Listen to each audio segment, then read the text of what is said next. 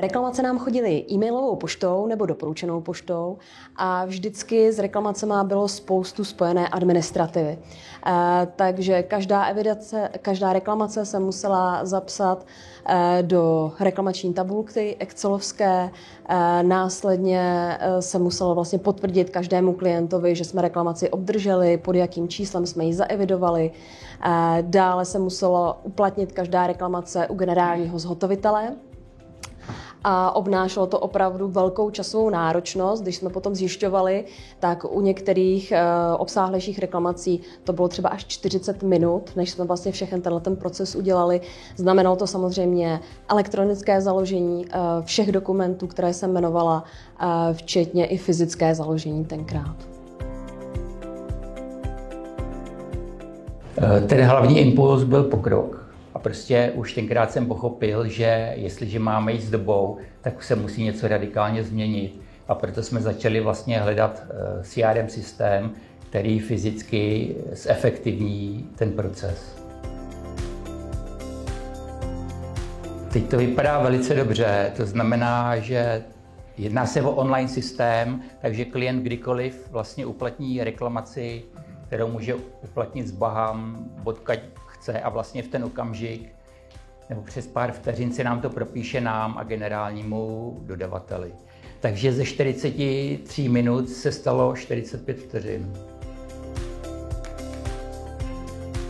Fyzicky je to tak, že my vlastně máme vždycky jenom jednoho a stejného generálního dodavatele Metrostav. Je jedno, jestli máte 3, 4, 10 generálních dodavatelů různých nebo jednu společnost, myslím si, že ta situace je stejná. Takže prvně jsme narazili na to, že oni se to prostě nechtěli učit. A museli jsme je opravdu hodně přesvědčovat, až lámat v kole. Určitě jsme jim kosti nezlámali, jenom jsme jim museli trošku zlámat myšlení, aby pochopili, že to, co my jim nabízíme, je pro ně dobrý a ušetří jim to čas. Takže oni vlastně, vemte si, že teď zadám reklamaci, během minuty, když u toho někdo sedí, u generálního dodavatele, tak se na to podívá. Jsou to lidi, kteří vlastně tu práci dělají dlouhodobě a dělají dobře a už dokážou rozpoznat, jestli vlastně je to pro ně akceptovatelné, jestli ten subdodavatel to opraví.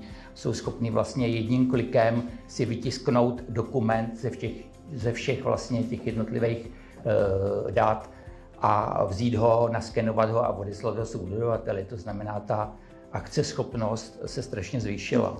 Navíc v řešení reklamací tam máte, nebo jsme dostali jednu obrovskou výhodu, že vlastně tam máme dokument od předpřejímek, od předání. To znamená, známe tu historii naprosto dokonale toho každého bytu, toho jednotlivého objektu. Známe i to, co se klientovi nelíbí, co se líbí. Máme tam i historii od TDI, jaký on tam našel vlastně problémy. A vlastně díky té historii my dokážeme líp a efektivněji řešit ty jednotlivé reklamace, které nám klienti posílají. A ten systém RealPet nám umožnil i to, že velice rychle odhalíme, kdo si vymýšlí, chce si vydělat na nějaké své klientské změny a podobně. Takže tohle všechno vám ten systém umožní vlastně dohledat vlastně ve vteřinách. Já jsem ještě chtěla zmínit to, že vlastně tam máme i spokojené reklamační techniky s tím, že vlastně jako ta reklamace jim trvá jako daleko kratší čas vyřídit a mají vlastně daleko víc jakoby času se věnovat tomu technickému řešení těch problémů a ne té administrativě, kterou jsme byli vlastně dřív zavalení. Já si myslím, že tím cílem je spokojený zákazník, protože i s tou myšlenkou jsem do Metrostavu Development přišel, že dobře vyřešená reklamace je nejlepší marketing, jaký můžete mít, a je to pravda. Dneska neprodáváte jenom byt, neprodáváte jenom lokalitu, neprodáváte super dveře, super podlahy a tak dále, ale prodáváte to i se službama. Tak jak se nám zvedají ceny metru čtverečního bytu, tak klient je náročnější a náročnější a fyzicky chce ty služby s tím spojený. Takže dneska klienti a skutečně ty zkušenosti a informace máme, chtějí i všechny tyhle ty služby, aby byly v pořádku a aby pro ně byly komfortní.